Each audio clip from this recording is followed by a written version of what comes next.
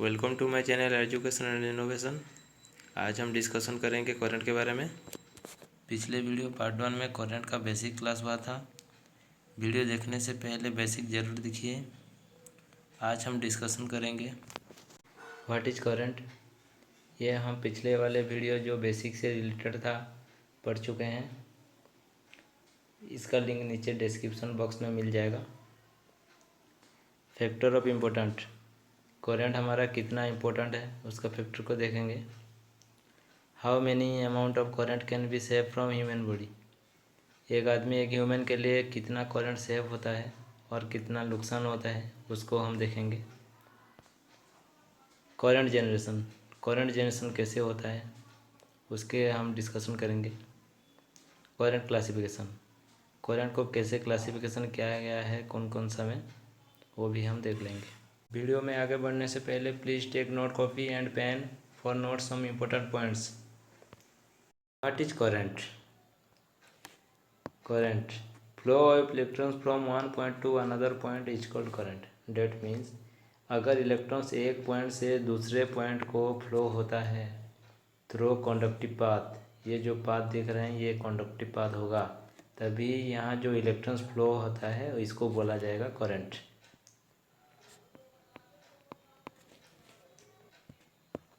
Next, factor of important, current का important factor कुछ है कि नहीं, करंट चाहिए कि नहीं चाहिए। देखते हैं हमारा घर में तो जो भी चीज़ लगाते हैं या फिर हाउस अप्लायंस हो या फिर जो भी चीज़ कोई मोटर वगैरह फैन लाइट सब तो 240 वोल्ट में ही आता है। डेट मीन्स हमको वोल्टेज चाहिए, करंट क्यों चाहिए? करंट नहीं होने से भी तो चलता। इसके लिए हम डिस्कशन करते हैं। इस फिगर में देखिए, जैसे कि वोल्टेज जनरेशन मान लीजिए यहीं पर हो रहा है और यहीं से आ रहा है टावर्स जो कि ट्रांसमिशन लाइन टावर है, यहीं से होते हुए आ गया हमारा फीडर सबस्टेशन 132 kV को। पहले से आ रहा था 400 kV, फिर आ गया 132 kV को, मतलब स्टेप डाउन होके 132 हो गया। फिर यहीं से चला गया 33 kV सबस्टेशन को, फिर वहीं से आता है 11 kV, 11 kV के बाद 240 या फिर 415। ये सब वोल्टेज अलग अलग है। वोल्टेज हमारा कॉन्सेप्ट ये है करंट इम्पोर्टेंट है कि नहीं। देखो जैसे कि पहले क्या था, वोल्टेज यहाँ पर 400 kV था, यहाँ पर कैसे 132 kV चला गया? यहाँ पर वोल्टेज कैसे आया? वोल्टेज तो कहीं पर रहता है, प्रेशर बनाता है, रहता है, वो स्टोरेज है, इलेक्ट्रॉन को स्टोर करके रखता है, वो खुद का पोटेंशियल है। वो एक जगह से दूसरे जगह कैसे जाएगा? नहीं, वोल्टेज नहीं जाता है। वोल्टेज को कौन ले जाता है? करंट ले जाता है। यहीं से जो आगे गया इसका प्रोसेस है करंट। फिर आगे जैसे गया वो भी करंट ले गया 33 kV को, फिर आगे 11 kV को भी करंट ले गया, फिर आगे ऐसे ही हमारा घर तक ले आता है करंट और घर में दे देता है 240। ये जो सब वोल्टेज डाउन होके आ रहा है ये ट्रांसफार्मर के वजह से हो रहा है, पर हमारा कॉन्सेप्ट ये है करंट को समझना। तो वोल्टेज कभी ट्रांसफ़र होके नहीं आता है, ट्रांसफ़र होके आता है इलेक्ट्रॉन्स का मूवमेंट को लेते करंट। करंट क्या करता है? वोल्टेज को एक जगह से दूसरे जगह को ट्रांसफ़र करके ले जाता है। कैसे ले जाता है वही भी देखते हैं। ये यहाँ पर एक ट्रांसफार्मर है जो कि 11 kV का है, यहीं से 2 वायर गया है। यहाँ पर हमारा घर में जो आता है और एक ट्रांसफार्मर बैठेगा जो कि 11 kV को 240 वोल्ट में कन्वर्ट करेगा और वहीं से हमारा घर को आ जाता है सप्लाई। जब फेज दे देंगे एक सिस्टम को, न्यूट्रल दे देंगे, उसमें करंट फ्लो नहीं होगा जब तक वो क्लोज सर्किट ना हो। और ये क्लोज सर्किट कैसे होता है? ट्रांसफार्मर के अंदर में एक कॉइल होता है, जैसे कि ये देखिए फेज आ गया और कॉइल से होते हुए फिर रिटर्न हो गया, क्लोज सर्किट हो गया। तो ये जो एरो मार्क करके दिखाया गया है ये करंट आगे बढ़ रहा है। क्यों? क्योंकि क्लोज सर्किट मिल गया। ठीक है। तो हमारा करंट आगे गया और यहीं पर पोटेंशियल बनाया, यहाँ 11 kV था, यहीं पर जाके 11 kV कैसे बनाया, यहीं कॉइल में बनाया 11 kV। कौन बनाया, करंट जाके आगे इलेक्ट्रॉन्स को लेके यहाँ पर 11 kV बनाया। फिर वही 11 kV यहाँ पर छोटा कॉइल रखा जाएगा, जिससे यहाँ 11 kV है, यहाँ छोटा वोल्टेज निकलेगा। तो इसको रेटिंग किया गया है, इसको डिजाइन किया गया है 240 वोल्ट निकलने के लिए। सो यहाँ पर 240 वोल्ट निकलेगा। वही वोल्टेज आगे नहीं जाएगा, हमारा घर तक आ ही जाएगा, लेकिन हमारा घर में नहीं आएगा। घर में कैसे आएगा, अगर हम यहीं पर मान लीजिए ये वाला लाइन में घर में एक क्या करते हैं, एक बल्ब लगा देते हैं, तो क्या हो जाएगा, ये जो हमारा फेज था यहाँ न्यूट्रल था, फेज अभी आएगा, वोल्टेज देगा बोल्ट को 240 वोल्ट और न्यूट्रल से होकर रिटर्न हो जाएगा।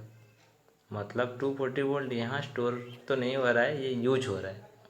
ऐसे ही अगर इसके जगह हम एक बैटरी लगा देते हैं यहाँ पर, जैसे कि यहाँ पर एक बैटरी लगा दिए दोनों लाइन में, तो क्या होगा, वही वोल्टेज आएगा और बैटरी में स्टोर करेगा। बैटरी में स्टोर क्यों कर रहा है, क्योंकि बैटरी एक स्टोरेज डिवाइस है और पॉजिटिव आके बैटरी से होते हुए नेगेटिव को रिटर्न करेगा। इसका मीन्स बैटरी में जाते जाते स्टोर हो जाएगा। यही कॉन्सेप्ट है। तो हमको करंट चाहिए कि नहीं चाहिए, करंट हमारा ज़रूरी है। करंट नहीं होगा तो कैसे वोल्टेज आगे जाएगा। फिर हम पढ़ते हैं, how many amount of current can be save from human body. Human body के लिए कितना करंट सेव होता है। अगर किसी बंदा को करंट लगता है, मतलब जो बोलते हैं हम शॉक लगा, तो उसमें जो इलेक्ट्रॉन्स फ्लो होता है, हम पहले से पढ़े हैं 1 एम्पियर में हमारा फ्लो होता है 6.25 इंटू 10⁻18 इलेक्ट्रॉन्स पर सेकेंड। ये तो हमें पता है, लेकिन हमको जो करंट लगता है, कितना करंट हमारा बॉडी झेल सकता है, मतलब सेव है। अगर हमको 10 मिली एम्पियर करंट लगता है तो हमारा बॉडी नॉर्मल कंडीशन में सेव है। Okay, normal save. इसका मतलब ये है 10 मिली एम्पियर में हमारा बॉडी में कितना इलेक्ट्रॉन्स फ्लो होकर जाएगा, 6.25 इंटू 10⁻18 इंटू 10⁻10⁻³ ठीक है। अभी हम इसको काट लेते हैं, 3 से 3 कटा 15 प्लस 1, सो 6.25 इंटू 10⁻16 इलेक्ट्रॉन्स पर सेकेंड हमारा बॉडी से फ्लो हो जाएगा। फिर भी हमारा बॉडी सेफ है। अगर हमारा बॉडी को 100 मिली एम्पियर का करंट लगेगा तो क्या होगा, अगर हमारा बॉडी को 100 मिली एम्पियर का करंट लगता है तो आदमी डेथ करने का 90% चांस हो जाता है। इसमें क्या होता है, कितना इलेक्ट्रॉन्स फ्लो होगा, 6.25 इंटू 10⁻18 इंटू 100/1000, ये कटने से 17, मतलब 6.25 इंटू 10⁻17 टाइम्स का इलेक्ट्रॉन्स पर सेकेंड फ्लो हो जाएगा। और ये थोड़ा सा जो बढ़ गया, ये थोड़ा सा नहीं है, पावर 2 पावर बढ़ गया, मतलब बहुत सारा इलेक्ट्रॉन्स है और वो हमारा डैमेज कर देता है बॉडी को। सो 100 मिली एम्पियर हम लोगों के लिए बहुत ही करंट हो जाता है। तो इतना कम करंट से आदमी मर सकता है। तो 1 ampere, 2 ampere, 100 ampere, 200 ampere, 500 ampere, body क्या होगा, समझ रहे हैं ना। तो इससे ये पता चलता है, जहाँ जितना ज़्यादा वोल्टेज है उतना ज़्यादा करंट भी लगेगा। सो वहाँ डेंजर है, वहीं थोड़ा दूर रहना चाहिए, इसीलिए डेंजर करके लिखा जाता है। ठीक है। अब करंट जनरेशन कहाँ होता है। करंट जनरेशन जानने से पहले हम एक चीज़ बता देते हैं। करंट 2 प्रकार का होता है। एक करंट होता है एसी का और करंट होता है डीसी का। एसी करंट कहाँ होता है और डीसी करंट कहाँ होता है। जहाँ से एसी वोल्टेज से फ्लो होके जहाँ पर भी फ्लो होगा, क्लोज सर्किट मिलेगा और इलेक्ट्रॉन्स फ्लो होगा, करंट बनेगा, वहीं पर एसी करंट बनेगा। और डीसी वोल्टेज से निकल के इलेक्ट्रॉन्स अगर कोई सर्किट कंप्लीट करता है तो उसको डीसी करंट बोला जाएगा। सो करंट जनरेशन क्या है? करंट कोई कभी जनरेशन होता ही नहीं है, करंट फ्लो होता है। करंट जनरेट होता है लेकिन कैसे होता है? ऐसे नहीं होता करंट जनरेशन। जब कोई भी सर्किट उसको मिले, कोई पाथ मिले फ्लो होने के लिए इलेक्ट्रॉन्स, तो करंट बनता है। करंट ऐसे ही जनरेशन नहीं होता है। जैसे कि यहाँ पर फॉर एग्जांपल एक बैटरी है 9 वोल्ट का, और यहाँ पर हमारा एक लोड लगा हुआ है, छोटा लोड है जो कि एलईडी है। इसमें हम सप्लाई दे दिए, इसमें करंट बनता है मान लीजिए 1 एम्पियर।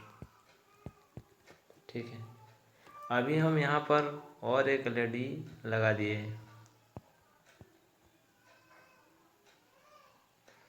तो यहाँ थोड़ा एम्पियर बढ़ गया। ठीक है, मान लीजिए 2 एम्पियर। अभी हम अगर यहीं पर एक एलईडी लगा देंगे, फिर और एलईडी लगा देंगे, तो क्या होगा?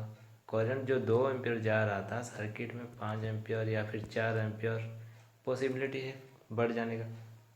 क्यों बढ़ रहा है? करंट कहाँ जनरेट हुआ? नहीं, करंट जनरेट नहीं होता है। करंट फ्लो होता है लोड को देख के। ये हमारा एक लोड है, ये हमारा एक लोड है, ये लोड है। सो करंट लोड के ऊपर डिपेंड करके बनता है, ना कि आपका जनरेट होता है। और डिपेंड करता है वोल्टेज, जो कि मेन थिंग है वोल्टेज। वोल्टेज को देख के, लोड के देख के करंट बनता है। ठीक है, अभी हम फर्स्ट पेज में जाते हैं। Current classification. करंट को कैसे क्लासिफिकेशन किया गया है?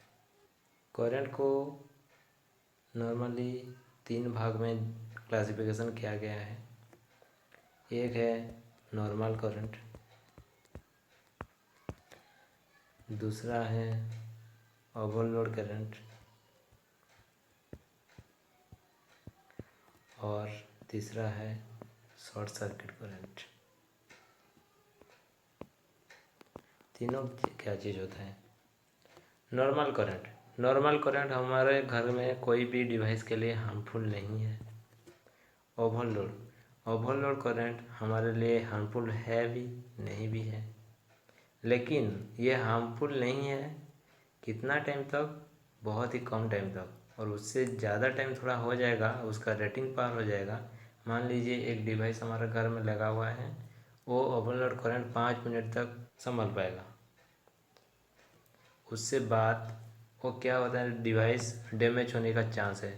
तो ये थोड़ा टाइम के लिए ठीक है, उससे ज़्यादा टाइम ले लेगा, डिवाइस जल जाएगा, बर्न हो जाएगा, शॉर्ट सर्किट के रूप में आ जाएगा। फिर शॉर्ट सर्किट करंट क्या है? शॉर्ट सर्किट करंट यह है जहाँ पर बिना लोड में करंट फ्लो हो जाता है, उसको शॉर्ट सर्किट करंट बोलते हैं। ठीक से आपको बताते हैं। मैं आपको एक वोल्टेज एंड करंट का एग्जांपल देता हूँ। इसमें करंट का normal condition, overload condition and short circuit condition में वोल्टेज के साथ बिहेवियर कैसा रहता है। जैसे कि ये हमारा वेवफॉर्म है वोल्टेज का।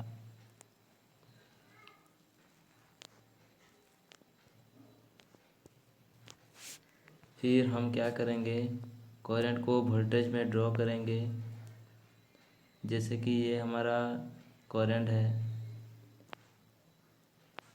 आई, बट इस करंट है वोल्टेज से छोटा, मतलब नॉर्मल कंडीशन में है।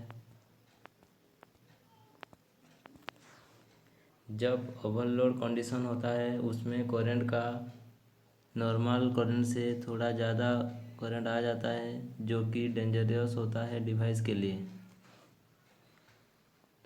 ये जो हमारा करंट हुआ ये ओवरलोड करंट है।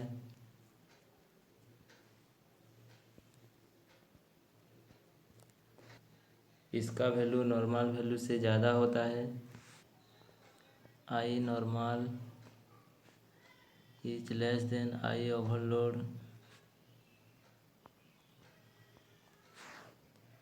बट जब शॉर्ट सर्किट हो जाता है, करंट का कंडीशन क्या होता है, करंट बहुत ही हाई चला जाता है, वोल्टेज से भी बहुत हाई।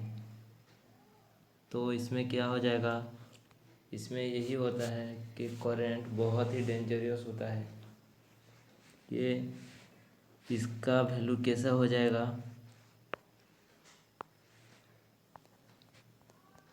आई शॉर्ट सर्किट।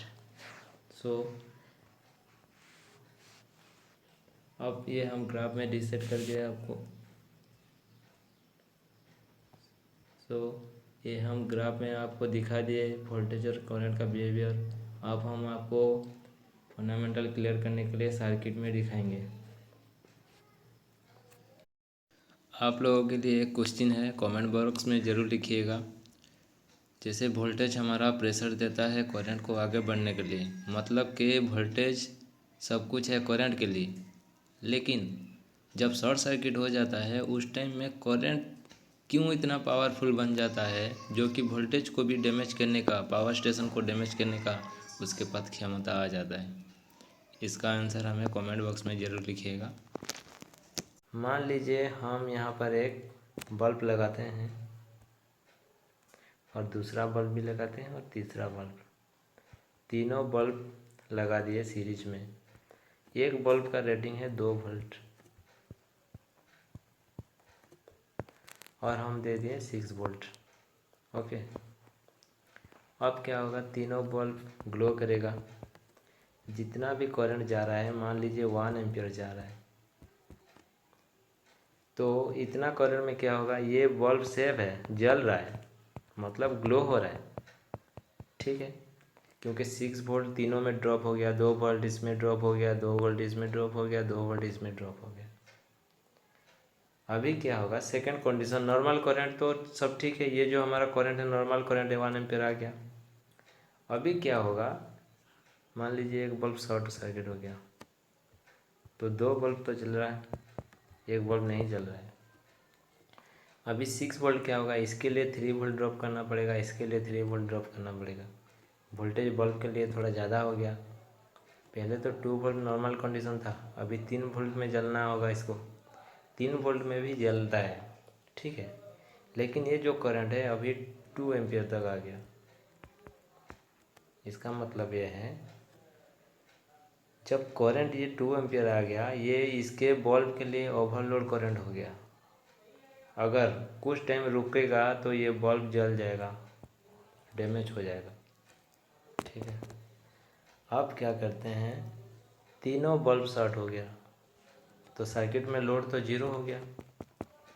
अभी 6 वोल्ट जो जा रहा है विदाउट लोड से वायर से रिटर्न होकर नेगेटिव आ गया, मतलब पॉजिटिव से अगर निकला है तो न्यूट्रल में आ गया, और पॉजिटिव में निकला है तो नेगेटिव में आ गया। इससे क्या होता है, इसका जो कुछ लोड है ही नहीं, इसमें हाई एम्पियर फ्लो हो जाएगा। डेट मीन्स ये वायर पूरा जलने का चांस है, उसके साथ साथ 6 वोल्ट का पावर सिस्टम भी जलने का 90% से 100% पूरा पॉसिबिलिटी है। कोई अगर रास्ते में कोई लूज कनेक्शन होगा तो वहीं जल जाएगा पहले, नहीं तो अगर ये तार बहुत मोटा वाला है ये वायर, तो 6 वोल्ट का पावर सिस्टम को जला देगा, नहीं तो 6 वोल्ट यही वायर को जला देगा अगर वायर पतला होगा तो। इंडक्टर कैपेसिटर लेके बेसिक का पहले क्लोज करेंगे, उसके बाद और कॉम्प्लिकेटेड सब्जेक्ट लेके आएंगे। आज के लिए बस इतना ही, थैंक यू।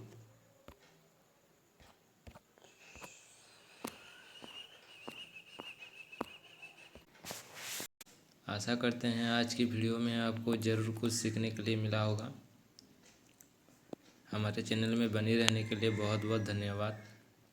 हमारे चैनल को सब्सक्राइब कीजिए, लाइक कीजिए, शेयर कीजिए, और कुछ आपका डाउट है तो नीचे कमेंट बॉक्स में ज़रूर लिखिए। इतने में हम आज क्लास ख़त्म करते हैं।